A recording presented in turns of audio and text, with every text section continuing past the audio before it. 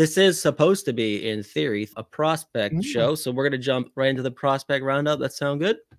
That sounds beautiful. And everyone who has tuned into this show since day one knows we start in the CHL and the OHL. And wait, this CHL year and the OHL? Both? Yeah, CHL. So then we go to the CHL and you start in the CHL with the OHL. You know what I'm saying? Oh, both. Nice. And as we tend to, we start with Mr. HunterHaight of the Saginaw Spirit. Before we dive into the specific this past week and how he's done and his performances, mentioned it at the start here. Saginaw Spirit, they are hosting the Mem Cup this year. And as every host team tends to do, absolutely loaded the fuck up at the OHL deadline.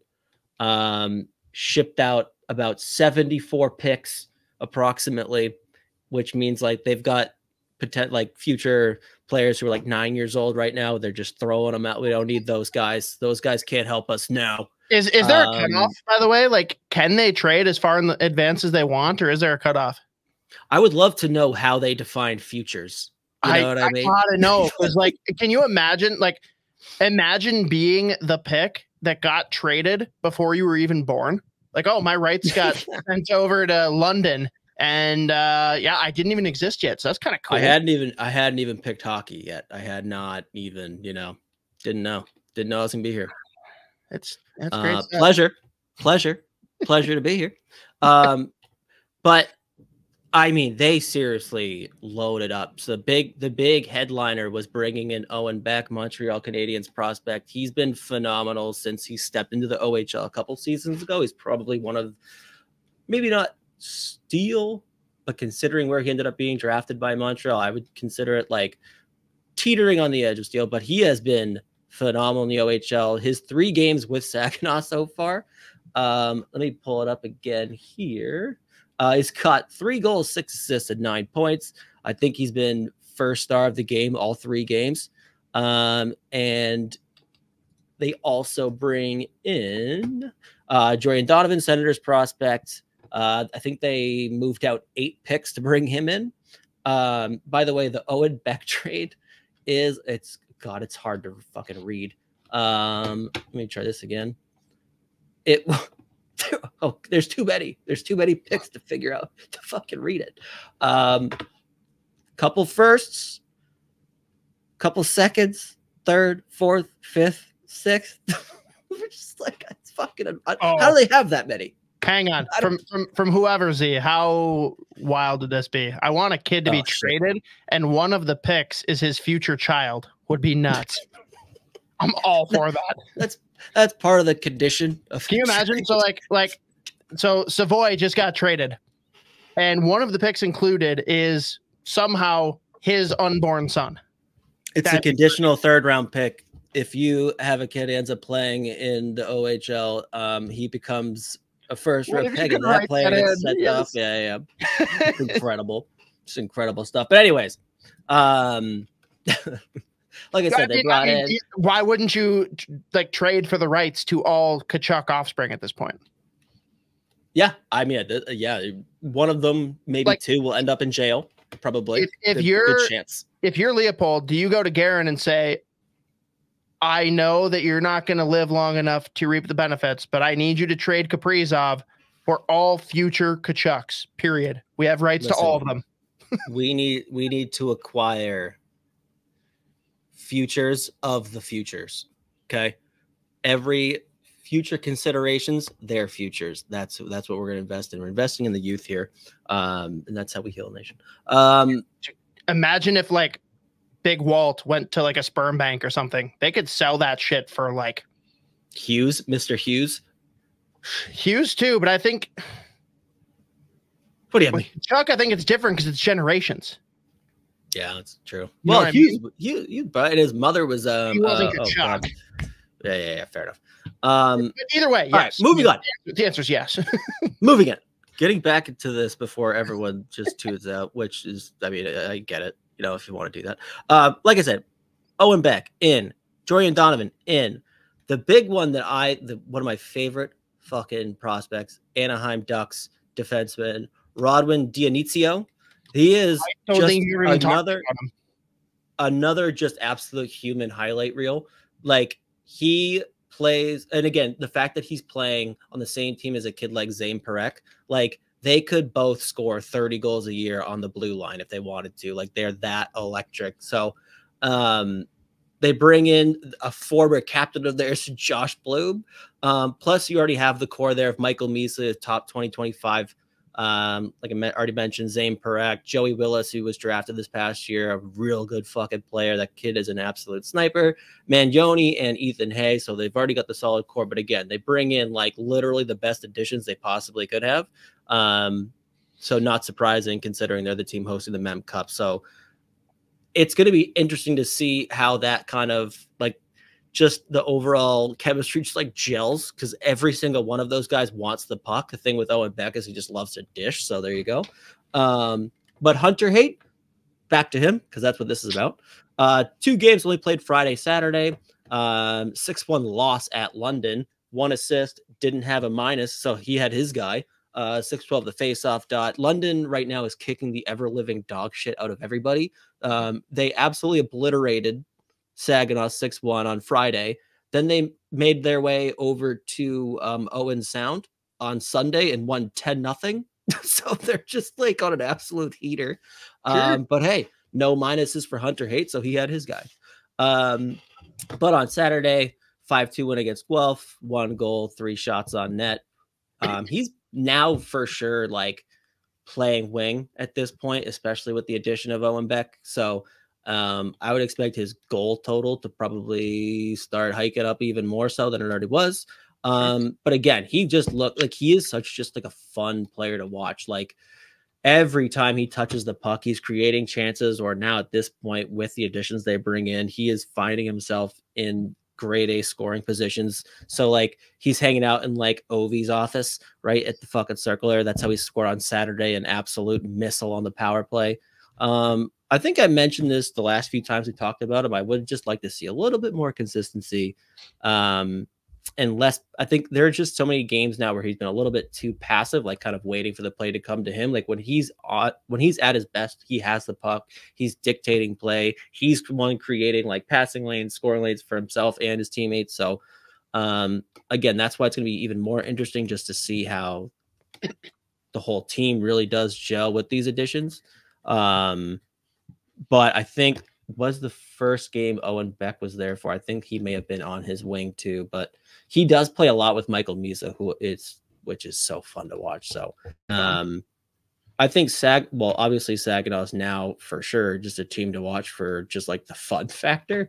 But I'm very curious just to see how the lines end up shaking out, because they've been experimenting too. So he's played with a bunch of different line mates the last few games since the deadline. So but overall, didn't like dominate, but he looked fine. And obviously 2 points in 2 games is good. So that brings him up to 39 OHL games this season, 18 goals, 30 assists, 48 points. Pretty good. Dash 1, a lot of his damage does come on the power play, which you could say that about a whole lot of the Saginaw Spirit anyways. So that's not crazy. 20 penalty minutes. What a goon. Put up 119 shots on net. That's the other thing too. When he's at his best, he is feeling it and he is just rifling the puck. And he does have a phenomenal shot. He can shoot off both feet. He's got a good one-timer. Like that he can shoot in motion too. So sometimes he's coming off the rush, which he's very good in transition and off the rush. He'll do one of those no look, fake pass shot, bar Mexico, keep the change. But I will definitely be having my eye on Saginaw the next week or so, just to kind of watch how this team gels now with all these additions. Fair. Now I gotta pause real quick. This is the only interruption I think for the prospect roundup, but you talked about Ovi's office. I posted on X recently about this, but when Crosby passed yet another poor soul with more points, he's probably gonna end up pretty close to top 5. How insane is it? Like, what would you have said 5 years ago if I told you that in the year of our Lord and Savior 2024, Sidney Crosby would be pacing for 50 goals and Ovechkin would be pacing under 20? What on earth? It's even crazier though, because Washington started surging too, where they started playing really well, and he still was not scoring goals. It's like, oh fuck. Like at some point we knew there would be a fall off. I'm not saying this is the start of like the official fall off, but we quite literally have never seen this since he stepped into the league. Like literally entered the league, scored 50 fucking goals, and just kept doing that. Like his lowest was like what, 32, which is just like a joke. But it's just crazy to see, like, even now that they've like rebounded from the most horrific start they could have possibly imagined. They are still a brutal watch, by the way. I fucking hate watching the Washington Capitals. I can't do it. They are brutal. It's not the best. I don't enjoy it. It's not a good time. But he's still not like ripping it up and like scoring 2-3 goals a game. Like we've seen like in years past, either a slow start or just like bunches of games where he doesn't look the same. It doesn't look as dangerous. But at no point has he like just caught fire this year. So it's weird. So it's crazy. I mean, do you know what the solution is? And granted, it probably couldn't happen because I'm correct, right? You can't like actually send money in transactions anymore, like the good old days. Like there's no workaround for that.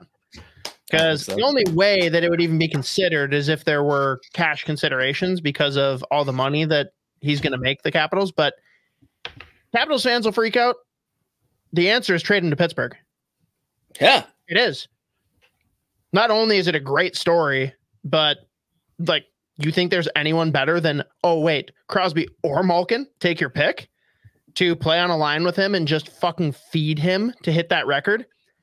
It's good for the game. If the Capitals care at all about the great game of hockey, they will do this, but they would also be morons to do it because they're going to make so much money on people buying tickets just to watch them chase the record. So I get it. They would have to move the franchise at that point. They would be an absolute revolt, and they would have to move. They would have to, they would fold. God, I do enjoy the old clips of like Malkin and Ovechkin just going at it. It just fucking the best one, each other on the ice. Where it was probably my favorite clip for a good like 2 years was Ovi getting pissed off and coming down and trying to run Malkin behind the net, and Ovi just fucking eats it. Like Malkin just stands him up. He like reverse tabletops and goes under him and just right into the boards. So great. I fucking love Malkin. I've said this so many times. Is the fucking man. There's definitely less than 10 players in this generation of hockey, like since we've started watching, that when on and at their prime, there's fewer than 10 players I would take if I needed one player in the playoffs than Evgeny Malkin. That some of his runs, especially in the playoffs, cup, dude. Yeah, he is an absolute. He's one of the greatest hockey players of all time. He is, but it's really interesting because like Penguins are spoiled. I'll be the first to admit it. Like I'm not going to pretend, but Crosby is the Gretzky mold, and Malkin is absolutely the Lemieux mold. Not just in size and stature, but like he is literally the one man wrecking crew. Him and Lemieux are the ones that are literally, give me the puck, let me just fucking go. That's it. Whereas, and as Sean Cosgrove said, not even a top 100 player according to oh god. I'll bring that up all the time. He's Mr. 101. And I think I said this when the new list came out of the current top 100, not the original list where it's like best 100 of all time, which he got snubbed by so many fucking players. But then there's the new one this year, best current 100. There's no way that there are 100 players out there you would pick over Malkin. But if they made a list of top 100 snubs for awards, he would not make the top 100. No, because he's from that one too.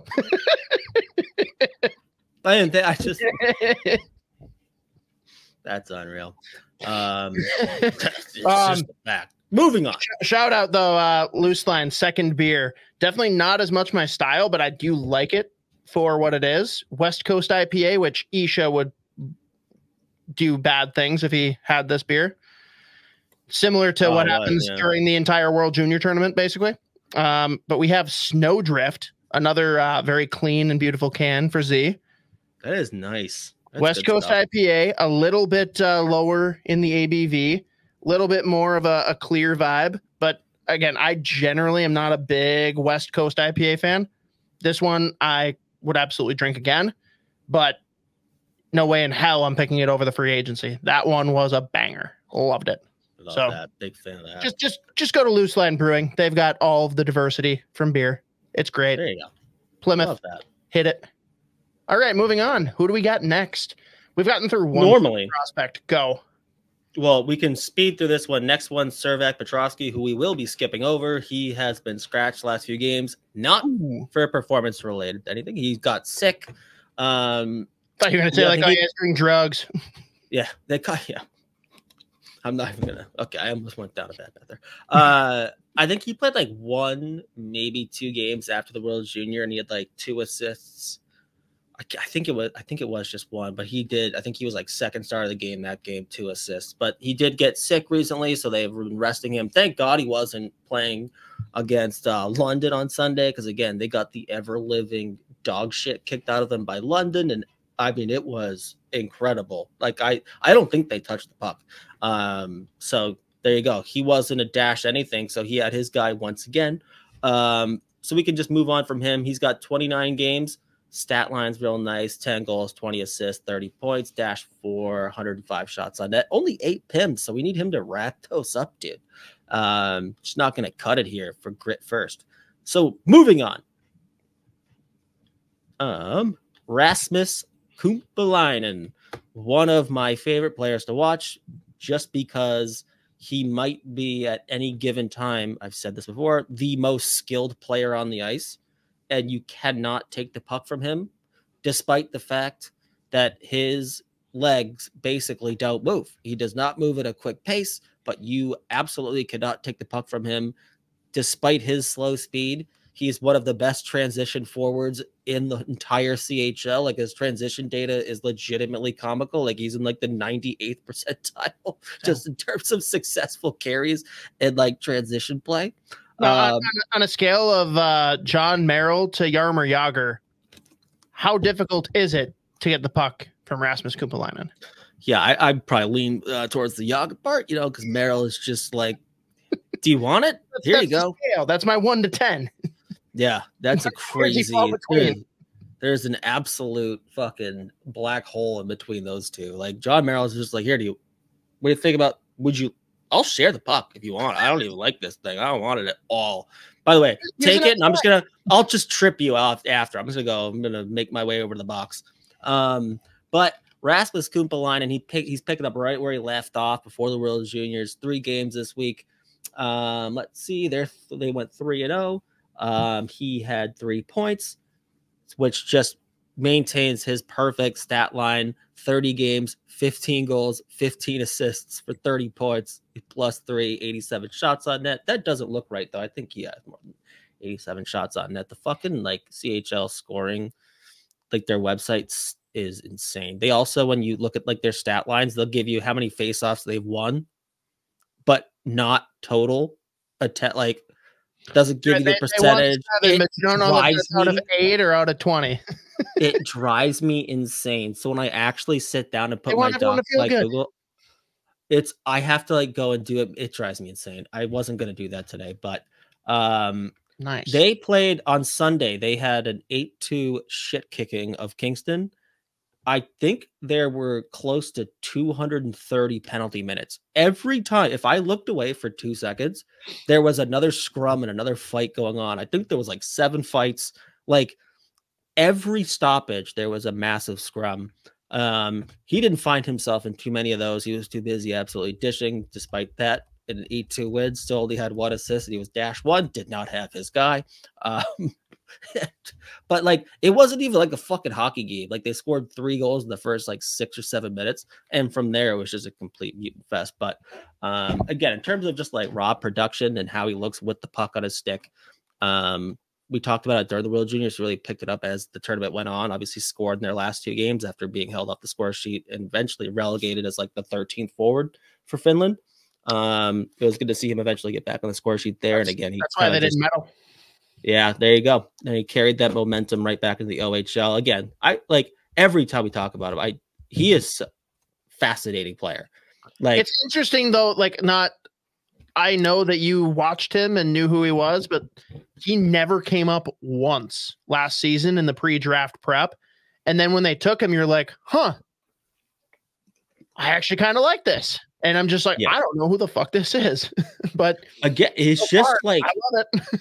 He's an enigma. He's huge. He is not quick, but again, in transition, he has a near 100% like completion rate, like success rate in terms of just like carrying the puck through the neutral zone into the offensive zone, like establishing possession, creating scoring chances. Like you can't get the puck off of him.